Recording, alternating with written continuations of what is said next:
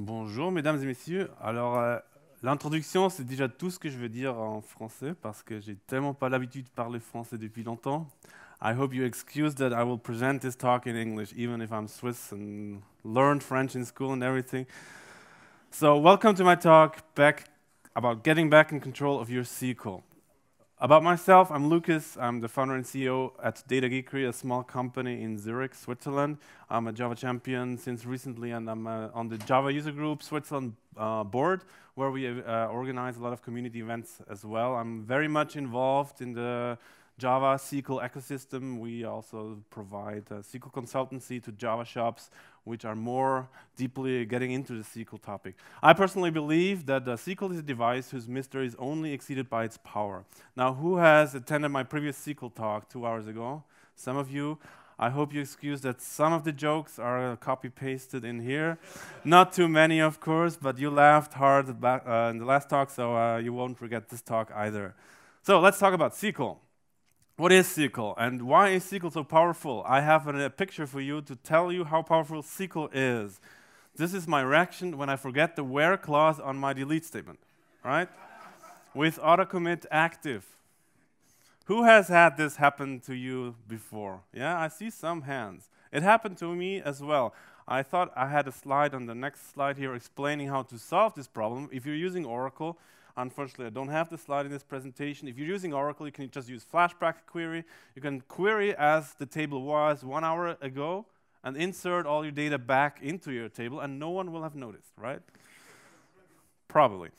SQL and Java, in theory, are like this. Today, I'm using this metaphor to show you what SQL and Java do together. SQL, your data, is like the plug where you get the electricity from, and Java is the jack, so your appliance that you put in your data source. And it should be as easy as this. But I'm Swiss. I came here and had one of these, right? So unfortunately, these theoretical things never work as easily as this in practice. Why is that? First off, a little bit of SQL history in the Java context. We have, oh, that's backwards. I want to go forwards. We have JDBC. So anyone here has worked with JDBC? Yes, all of you. You all love this API because it's very simple. You only have 3 types that you have to remember.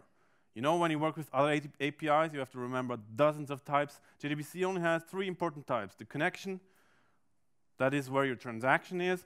The prepared statement, that is the statement. And the result set is where your interesting data is in. That's all you need to know about JDBC, right? That's wrong. This is all you need to know about JDBC, and I'm going to zoom in here. I want to have this talk a little bit interactive, so this is why I put 6 bugs in this piece of code here. It's a very simple piece of typical JDBC code, and you all like JDBC for these bugs, right? So who can see bug number 1? Anyone in here sees a bug? This is being recorded. Your bosses will see your reaction time and they will value you based on your ability to debug this JDBC code. Anyone? The close is missing or wrong? It's wrong. Yes, this is until Java 7. We all did this wrong with Java 7. Finally, it got resolved in most of the cases because we now have tried with the resources, but these resources are not closed correctly. That's correct. Bug number 1. The what data type?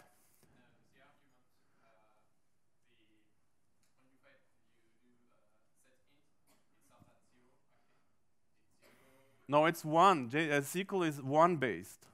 So JDBC as well. Interesting, yeah. But then you create a bug when you fix it. All right, happens as well. But I know the feeling. It sucks because you have an array of parameters, and the array index, the first one is 0 in Java, but you have to add 1 when you pass it to JDBC. 7. Line 7. What is there? SQL injection on line 7. Excellent. So we have this type variable, and it's probably user input. And we just concatenate type into the SQL statement, and someone will drop our database, right? Very, very important bug. Horrible. But everyone has done these bugs in their professional lives. All of them. We learn these things the hard way. More bugs? Line 3.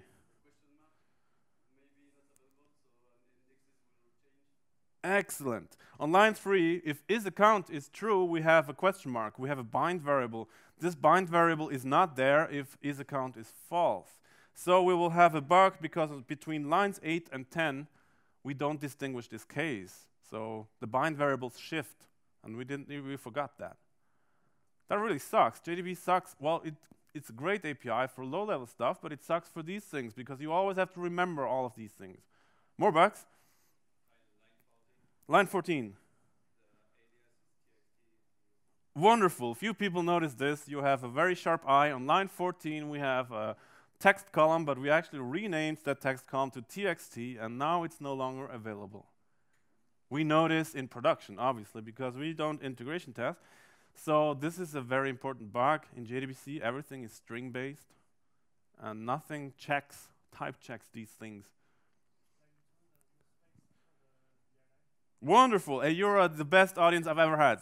Never had an audience so quickly found all the bugs. So on line number 2, we have a missing space if isAccount is false, right? If txt is concatenated to this empty string and then to the from clause, we don't have any space.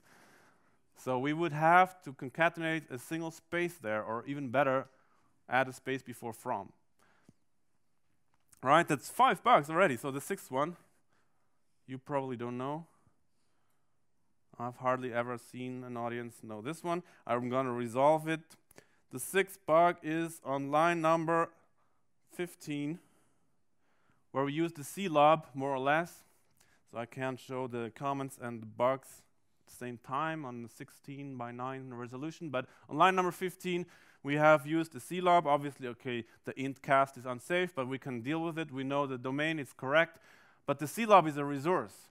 It is a resource since Java 6, and it's not a resource with auto-closable. They thought, okay, in this case, we call the method free, not close, so it's not auto-closable. We have to free all CLOBs all the time, because in some databases, this resource will survive the transaction. It's an independent resource with the database, and the database keeps a pointer to this resource, and you can get memory leaks, especially with Oracle. I learned this the hard way. It was introduced in Java 6 with JDBC 4.0, and no one knew, and you didn't have to call free before, so this is a bug.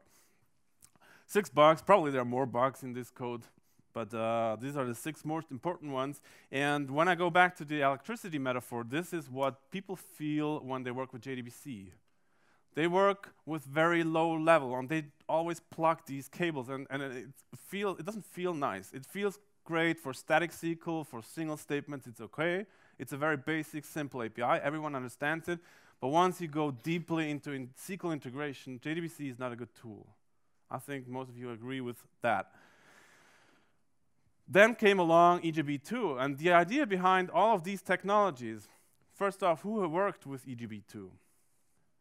Who liked working with EJB2? No hands anymore, so some hands and then no hands. But the idea behind EJB2 and everything behind entities is life's too short to write CRUD, right? You don't want to write CRUD all the time. You don't want to write select, insert, update, delete, only you change one column. You don't want to write those things. EJB2 solved these things. They hide away from you all that boring SQL stuff that you don't really want to write with SQL. You want to write set text, and then it magically persists. You want to write remove, and then the delete statement is automatic by ID. You don't want to write delete from where ID equals something. The problem with EJB2 was, even if this was a great idea, this was the problem with EJB2, right? So you can see it maybe if you squint really hard. I wrote this code, and some parts of this in a previous company. I wrote a max beans. This is a WebLogic configuration file for EJB2. Max beans in free pool is 100. How do I know? I don't, right? I just copy-paste this configuration from one bean to the next, and it magically works. But does it really work? I mean, max beans in cache, does it mean if I ever use more than 500 beans, will I have a contention on those beans? Will other sessions need to wait until they can do an insert, even if the database is super powerful today and everything? Those were optimizations in the early days of Java. They were needed because even garbage collection was heavy, but EJB2 is remembered by most of you either like this, or you hate it because it was very clumsy and complicated. Luckily, it got better. We now have JPA and EJB3. We can still use this entity idea, so this still works, right? So this is how most of you probably write SQL today. You use an entity manager, you can start a transaction, you add new events, you just persist them. You don't care what persist means, it's an insert, right? Or is it an update? You don't care. And that's true. I mean, why would I care? And then you create this query where you get back the events and then you just iterate them. And you can create, get the title, and etc. So this is a very nice API that was introduced, mainly driven by Hibernate at the time, now standardized. The naked truth here is, this is how you write SQL, most of you, today. So who writes SQL like this today? JPA? Okay, most of you. Who writes plain SQL? Also half of you. So for those of you who write SQL like this, think about it this way. What you see here is 3 schemas. You have 3 database schemas. You see 2 of them here. One is the one you think you're using and writing. That's the Java code. The ordinary Java code is the one you think you're using. The second one is obviously the DDL that you wrote in your database. Either you wrote that first and then generated these, or you wrote these first and then generated the DDL. But few people think of the real schema that you're working on. And the real schema in your code is the annotations. So that's the only real schema in your code. The annotations design and drive and define everything you do, both on the SQL side and on the Java side. And if you're going to do more annotations like these, so who's using JPA is reusing these advanced annotations? Join calls, you all using them? This is a declarative language, and everyone knows SQL is also a declarative language, and you have almost everything here that you use in everyday SQL in a declarative language in Java that is specified somewhere, and it's not very clear what really happens here. Annotations are everywhere in JPA, and who really knows what happens when you execute this? Yeah, you do? Who you really know? Anyway. In the next version of EJB, I have the privilege of having talked to expert group members, JPA 3.0. If this ever makes it into mainstream Java Enterprise, we don't know with recent events, but I have seen early drafts of specification documents, and they will make SQL look like this in Java, right? Annotations? Okay. I'm just kidding here. I'm trying to make a point, but you're moving a lot of logic, declarative, SQL programming logic into your annotations, which is your real schema. SQL is no longer your real schema. You have all of these things, they're defined, they're well defined, but you have to understand both, because in the end, this will generate SQL. So what's next? I still don't have any idea what I'm doing, right, with all these annotations. Me personally, we've actually had some interviews with industry experts, and we've come up with an overview of everything that's happening in the annotation business. I've had a very interesting talk with Albert Einstein and quoted him here. I don't know with what annotations JPA 3 will ship, but JPA 4 will ship with sticks and stones, right? And we will see some JPA 4 code right here. So I'm just kidding a little bit, making a point. What JPA means for developers is it's a very, very good framework for the object graph persistence problem. I made a little bit fun of JPA, but that's not true. JPA solves a lot of problems very well. The question is, are you having those problems? Because object graph persistence means you have a huge object graph, you're loading 20, 30 entities from different tables in one go, you're modifying them, you add new entities, you remove some, and then you persist the whole tree, the whole graph. No one wants to write that insert, update, delete, and do the optimistic locking code. But often you don't have those problems. You're having a simple problem, not the one that JPA or Hibernate solves, and it would be this problem here. And you don't need all of that stuff. And Gavin King himself, he said, just because you're using Hibernate doesn't mean you have to use it for everything. A point I've been making for about 10 years now. If you don't know who Gavin King is the creator of Hibernate. And he knew very well he solves the object graph persistence problem, and he doesn't want you to query everything with Hibernate. But unfortunately, no one listened to him. And because no one listened to him, people started to get frustrating because Hibernate couldn't do the things they expected it to do. So they started abandoning SQL, right? That's the solution then. That's some years ago. Especially they abandoned SQL for big data. So what is big data? I have a couple of quotes here. There's a quote where hackers steal billions of internet data. So everyone talked about big data on the internet. There's also another quote by a vendor that you all know very well. So this is a quote from MongoDB, big data means the reign of the relational database is over, so people started to think maybe the whole relational system was wrong, but I'm telling you one thing. Anyone remember these books? So we are going through history again. All those object database guys, they said relational is dead. All those XML database guys, they said it's dead. Now come the JSON guys, and they say relational is dead. It's not true. Relational databases are very interesting, and this is a quote from someone who said, our service ran at 99.99% uptime in the first quarter of 2009, runs more than 200 million transactions a day, and has sub-second response time, and constantly blah, blah.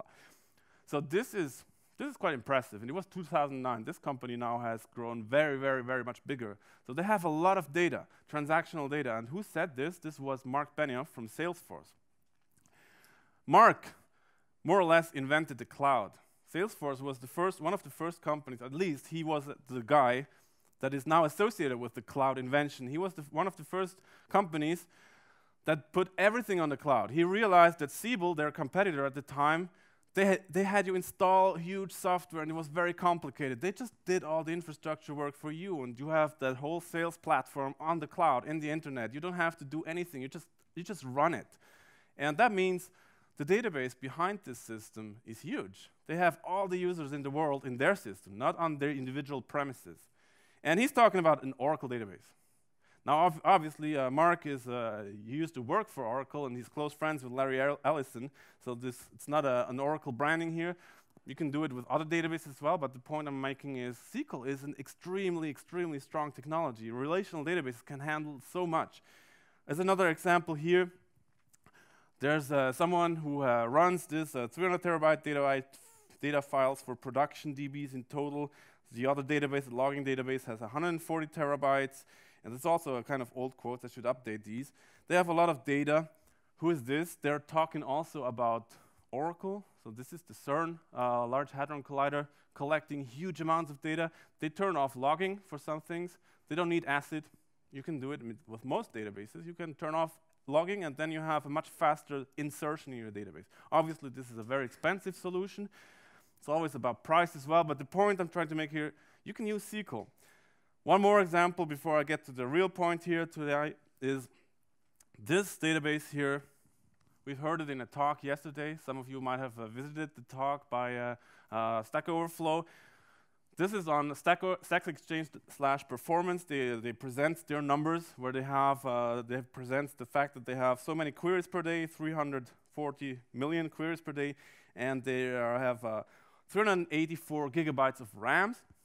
So they can scale up really, really, really big with SQL Server. Obviously with caches in front of it, but SQL Server also can handle a lot of load. These people who sell these databases, they have thought very, very hard at scaling up.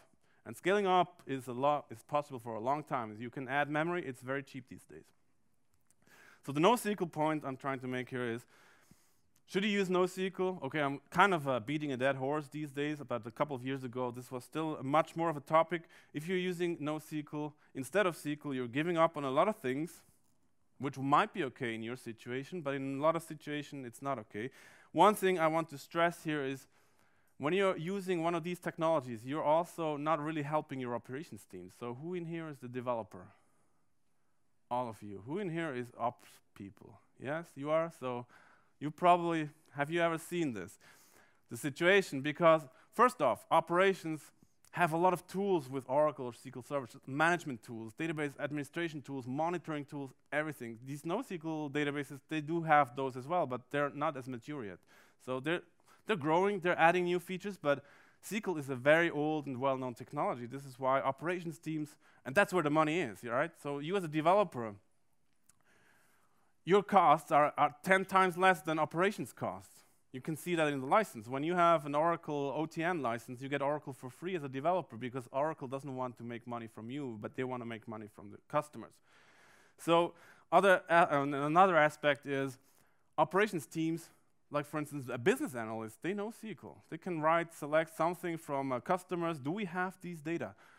I have a customer, for instance, they run these checks themselves. They don't ask the client for, the supplier for a new change request before they check the data themselves. They check, do we need a change request? Can we update the data? Or they run an update in production, as we've seen in the beginning. without the where clause, possibly. So a short history of NoSQL in notation here to wrap it up.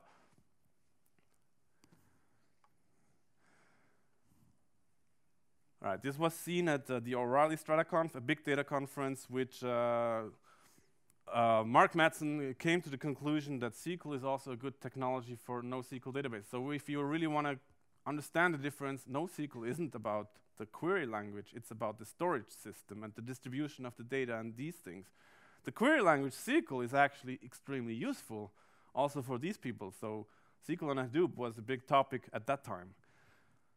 The query language is a really good technology, so we saw that in the previous talk, and we're going to talk about SQL now, and doing SQL in Java. We've seen this slide, right? So modern SQL is a lot different from what we've seen before. I'm just going to quickly skim through these slides because I did the whole talk on this, but the point here is we're calculating a running total. And the running total is the balance being calculated off these amounts from top down based on the previous row. So when you have a balance here, you can calculate it as the balance below plus the amount next to it, right? This is a running total. In Excel, you would do it like this. This is a very basic formula. So as I said, this is how you do it with SQL, more or less. This is the running total query. I did the whole talk before, so I won't explain this again here. But the point I'm trying to make here, we're using window functions, a very advanced and very useful SQL feature, which granted uses a lot of keywords. But the point is we can very easily calculate any balance based on the rows on top of it with SQL only. Now, this is another SQL calculation that you can do with, this is a pull result, so which is the most popular database access framework, right? So you came here to see jOOQ, so you know jOOQ is the most popular one, right? But these calculated columns on the right, they can be calculated with SQL based on the votes. So this would be the query that we would be writing with SQL. Now the idea I'm trying to show you here today in this jOOQ talk is when you have this SQL mindset, and don't get me wrong, sometimes it's the wrong mindset. Sometimes JPA is very fine. So I'd say in 60% of the applications, JPA is the perfect solution. But in the other cases, if you're considering using SQL, you're using these things. These are standard SQL things. You want to integrate closely with your database that gets everything very right and very fast. You have expressed yourself in your head this SQL statement. You want to type it in Java. Now, if you're not using JPA, you can use a native query, but then you're in the same situation as with JDBC because it's still string-based. It's a little bit easier to bind variables with JPA, but the rest is still the same problem. You still have the same bugs. Don't you just want to type SQL directly in Java? This would be the same code with jOOQ. Now, jOOQ is an internal domain-specific language in Java. That means that every keyword in SQL is mapped to a method in Java. So every keyword, like select, from, where are methods in Java. Similar to the stream API in Java 8, which is also a chainable API, jOOQ can be chained, and from a select clause, you can get to the from clause, etc. And all of your tables and columns are also objects in Java. So tables are classes, and columns are members of these classes, and you can safely dereference these things directly with your Java compiler, checking if you're right or not. Anyone in here doing Scala? Few of you. So for you, it will be even better. This is again the same code with Scala. Scala has these nice little features that everyone debates whether they're really good or bad for the language, but in this case, they're good. You can leave away dots and parentheses in Scala if you know the rules. So sometimes you can do that. For instance, at the bottom, you can see here, in this, if I can do the laser pointer, doesn't work. So at the bottom, you can see the order by uses this descending method. It's a method, but you can leave away the parentheses and the periods before it. Scala also has symbolic method names. People always hated operator overloading, and they're curious why the Scala folks have done something similar. But it's very useful in this case. So you can have a method with two pipes to concatenate. So this is what we see here. Two pipes is actually just the concat method in jOOQ. So you can see once you have the SQL mindset, if you're doing that in your project, you can just translate your SQL statement directly to Java code and it compiles. So getting back to the electricity metaphor, this is what jOOQ is. It's just a boring adapter between the two worlds. It helps bridge the SQL language world with the Java language world. And a friend of mine, Axel Fontaine, whom you might know, he does a lot of talks about flyway and continuous delivery, told me not to use such a Frankenstein image for jOOQ. So this is what jOOQ really is, right? Okay. So this will be a live coding session from now on. Enough of the blah blah. I'm going to show a couple of examples how it works. Please also interrupt me if you have any questions. What we're going to do is we're going to work on this schema. This is the Sakila schema. Sakila is a DVD rental example database from MySQL. It's open source. You can download it on MySQL. We have also published a third-party contribution that translated everything to Oracle or Postgres, etc. So Sakila is a very nice thing. We have movies, we have actors, we have relationship tables, everything that you want to do with relational databases, right? So films have categories and are in an inventory, etc. So I'm going to fire up my Eclipse here. I hope the other screen will follow.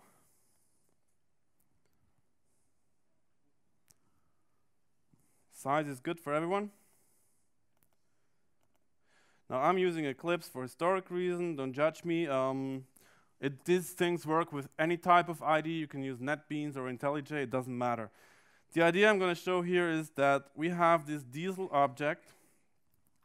I'm going to show afterwards what it really is, but from here on we have the whole SQL language available. So when we start typing from diesel, I have a new laptop with new keyboard layout. Please excuse if I'm a bit slow here.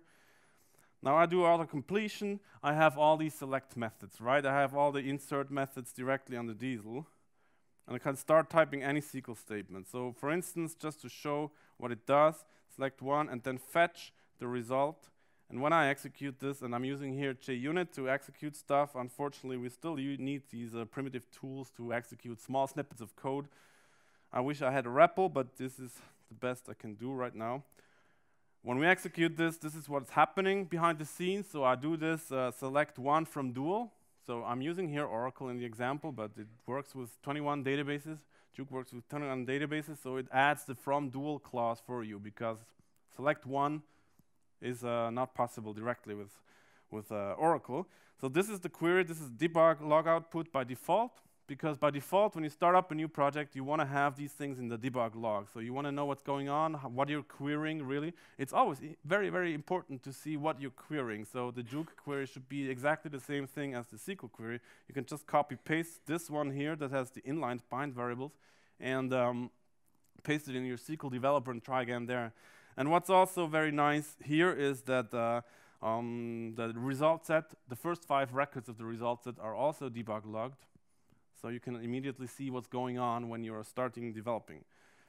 Now this diesel object here is just a wrapper.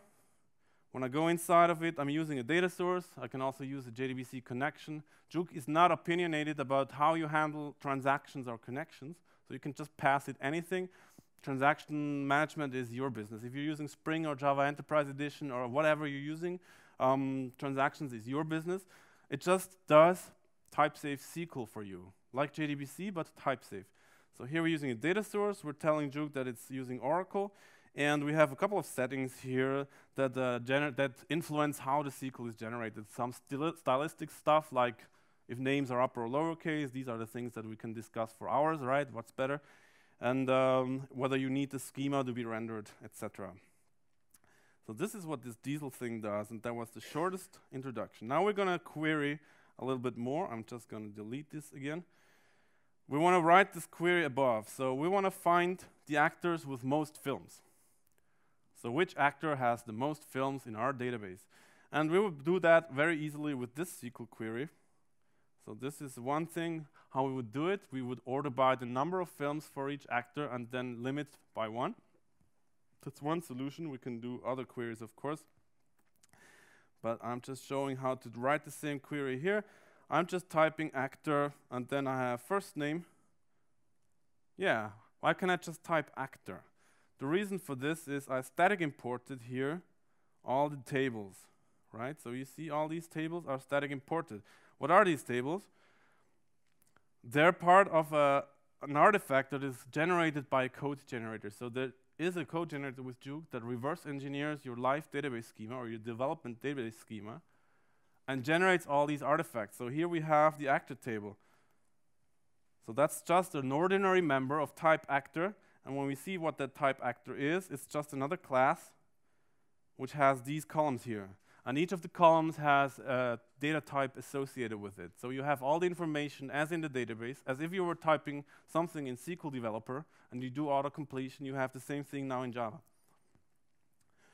So it's pretty much the equivalent of CriteriaQuery if you're using JPA from the conceptual point of view, which also has these kind of code generation features.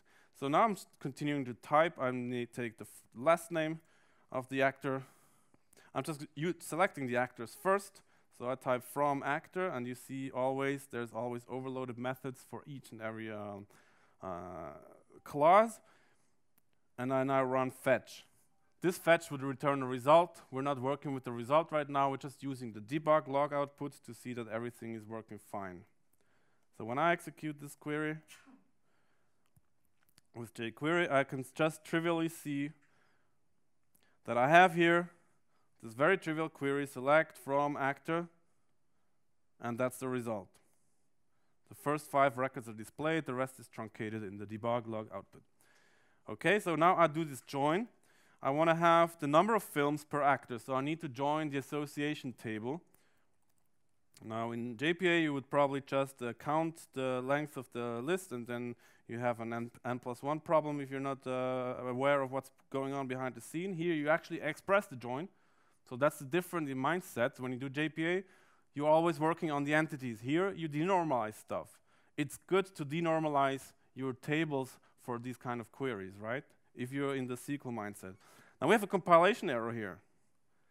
I just typed join and now the fetch no longer works. The reason is my SQL is not correct. I can't just join, right? So what's missing? On is missing. This on clause is mandatory, so I have to add it. Now jOOQ can't verify the semantics of your query, but it can verify a lot of syntax. And that is very, very handy when you move around huge SQL statements with unions and whatever you're adding.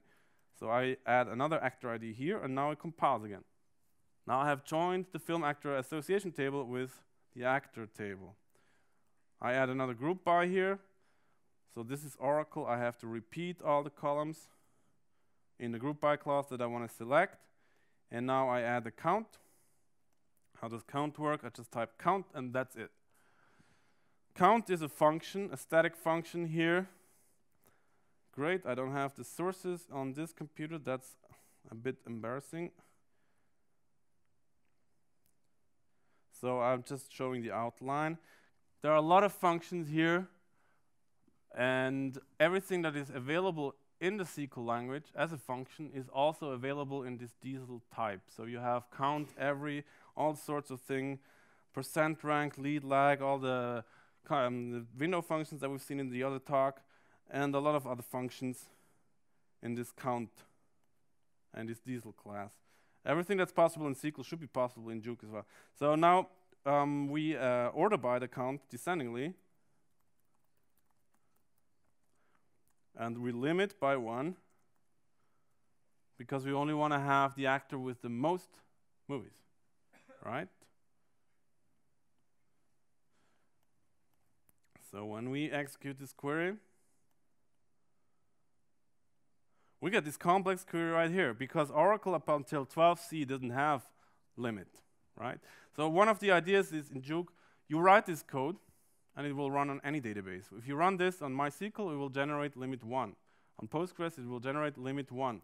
On SQL Server, it will generate top 1 because SQL Server has an ancient syntax that also supports pagination, but only with limit, not with offset.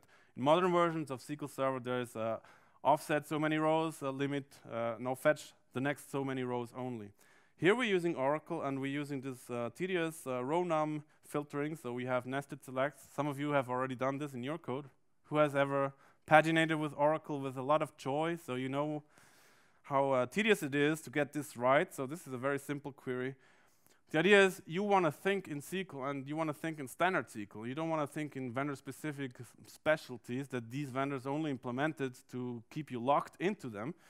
You can write this query as long as you're on Oracle, and then it works, and then you migrate off to Postgres and it's free again, right? If that's your plan. So the idea behind this is jOOQ works on any query, and we can see here we have this little support annotation that tells us as a documentation that this clause will work on all the databases. There are some clauses that don't work on all the databases, like connect by. Oracle knows connect by. You would be passing a condition here. I'm just passing null for now to show how it works, but this connect by clause is supported by these 3 databases. So at the current stage, this is only documentation. We're still evaluating whether we want to include support for JSR 308, which would allow us to add compiler plugins to add an error here. If you know you're using MySQL, you could annotate your class or your package, and the compiler would tell you this method here is wrong, you can't use it. Another option would be to have an API preprocessor that removes the method from your distribution of jOOQ if you're using MySQL. But everything you see is annotated with these annotations, and it will work directly for your database. So you just interrupt me if you have any questions. Still have some minutes. Now, type safety is very inherent in SQL. Few people know this. Few people think of SQL as a type-safe language, but it is very type-safe. When you're working with strings, you don't see that. You see that at runtime, that something fails because it's an external domain-specific language when you work with SQL this way. Or when store procedures, then you can use the store procedure compiler. But with jOOQ, you can see, for instance, this union here. Now, what we want to do is we have actors, customers, and other entities in the database that have first and last names. So we want to collect all the people from the database. So, for instance, here, we have actor first name, actor last name. I'm going to remove this from the last presentation. And now we add this union, customer first name, customer last name, from customer.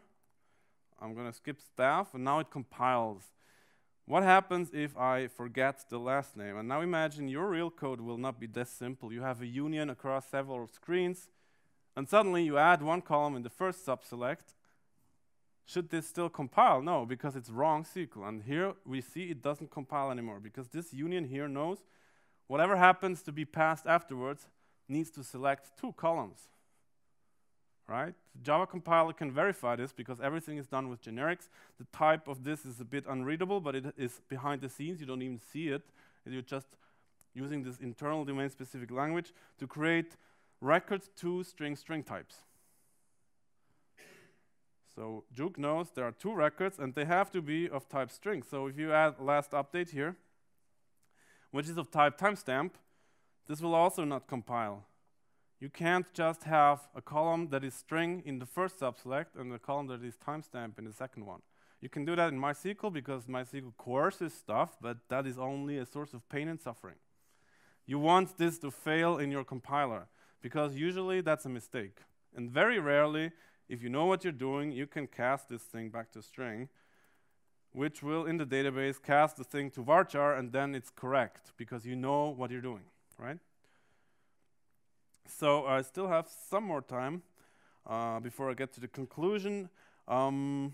This here is something few people know. I have a third talk that I'm not presenting here in France this time, but it goes into these more basic SQL features, not the advanced ones from the previous talk. This is still a basic feature. Few people know that you can actually use tuples everywhere in SQL. SQL is a language that is about tuples. You just don't know it because there's a special syntax sugar if your tuple only has 1 value in it. So when you have an in predicate, your left side is just the value, and you can omit the parentheses. You don't have to write the parentheses, but actually you're creating a tuple with 1 value in it. You can also add a second value to the tuple and have 2 columns here. So I'm looking for all the customers that are also actors by first and last name. So I have 2 columns. I compare the first and last name with the select of all the actor first and last names. And it's very intuitive, right? So you're comparing those that have both values equal. So this is an advanced example of type safety in jOOQ. jOOQ does this with the row constructor, which is also an optional keyword in SQL for these kind of use cases. So the row constructor creates a tuple in the SQL language, and then you can use this in, and you have the same type safety again. So if you remove this, it will no longer compile. So the essence here I'm trying to show is everything that is possible in SQL should be possible in jOOQ, unless we haven't thought about it yet. In that case, change request. But everything that's possible is possible, and we've gone pretty far with these integrations. And when you have the SQL mindset, you should just be able to start typing and have the Java compiler help you type check this. Now, 45 minutes is too short to show also advanced features or insert, update, delete. Here we would have an example with a lot of window functions that would work just the same. We would have an example, with these beasts that no one ever uses, like quantified comparison predicates. You can compare one value with a whole set of values, etc. I told you insert, update, delete is a possibility, or store procedures can be integrated. If you have questions, please come up after me. Everything that is possible in SQL is possible in jOOQ as well. That's the idea. Where's my PowerPoint? There it is. So, I quoted Marc Benioff before. The reason why he did Salesforce on the cloud is because all companies benefit when they can focus and they can afford to focus on innovation rather than infrastructure. He doesn't want you as salespeople, if you're their customer, he doesn't want the salespeople to hire operations people for IT support, blah, blah. Siebel customers had 10 people operating Siebel. Salesforce customers are only salespeople. They can get to work immediately.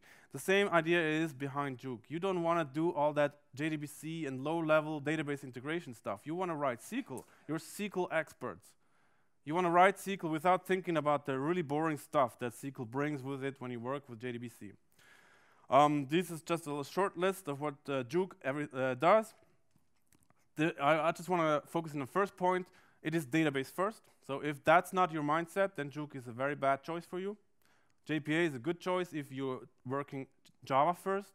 If your Java domain is more important than your database domain, JPA does the trick for you. jOOQ is the different way around because we believe that your database will survive any application that you write in Java or whatever is the language du jour, like Node.js or whatever. So you should design your schema very, very well. So in this case, jOOQ fits well.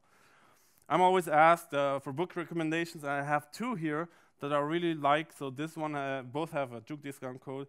So I know the authors. This one is one book by Marcus Winans, the guy that did the Windows 92 and Windows 3.1 slide.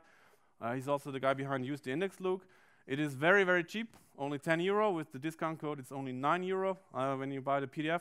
And it explains everything about indexing.